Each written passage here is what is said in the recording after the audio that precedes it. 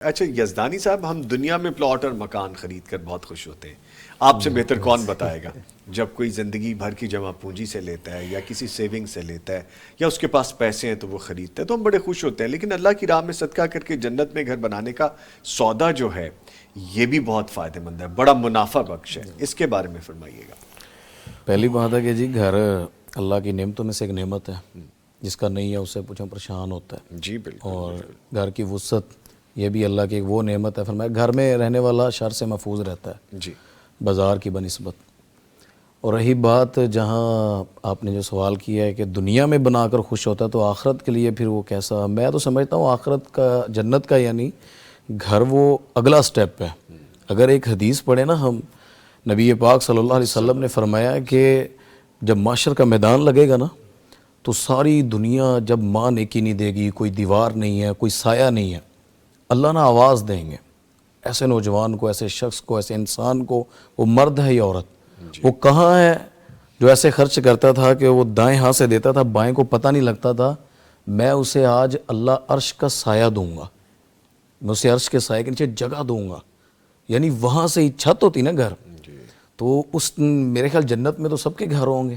وہ تو ہم سمجھتے ہیں کہ ایک قدم بھی اللہ داخل کر دے بس، لیکن جس کو عرش کا سایہ اللہ دے دے اس وقت جب کسی کے پاس کچھ نہ ہو وہ اور زیادہ نومینیٹ ہوتا ہے نا بندہ کہ یار دنیا میں کسی کے پاس کچھ نہیں، مجھے اللہ نے عطا کر دیا.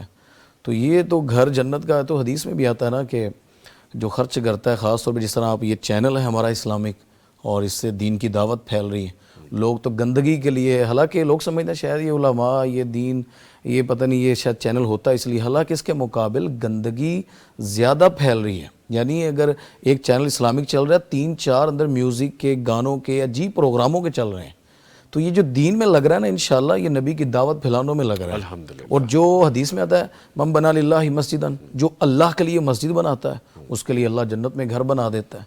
تو یہ زندگی کا ایک فارمولہ ہے کہ اگر انسان چاہتا ہے کہ اس جگہ جانا ہے جہاں جنت میں گھر چاہتا ہے، کیونکہ صحابہ کرام، وہ حدیث آتی ہے نا ایک صحابی کی، تو نبی پاک صلی اللہ علیہ وسلم نے کھجوروں کے، ایک یہودی سے کہا تھا کہ کھجور دے دے جنت کی ضمانت دیتا ہوں، تو اس نے جنت کو سمجھتا نہیں تھا اس گھر کو.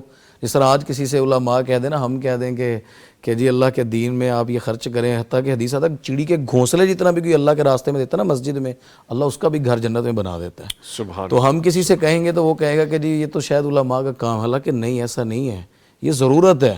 نبی پاک صلی اللہ علیہ وسلم کے جب اس صحابی نے سنا کہ ایک کھجور کے بدلے میں جنت مل رہی ہے تو اللہ دے سکتا ہے.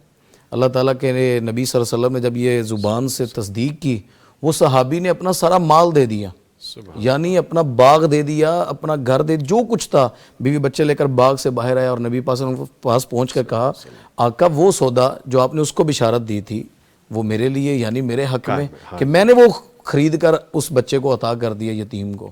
تو یہ جو ایک گھر بنانا ہے یا جو ہے اصلیت، وہ اللہ کی جنت میں تو سب سے ضروری. دنیا کے گھر نا عارضی ہیں.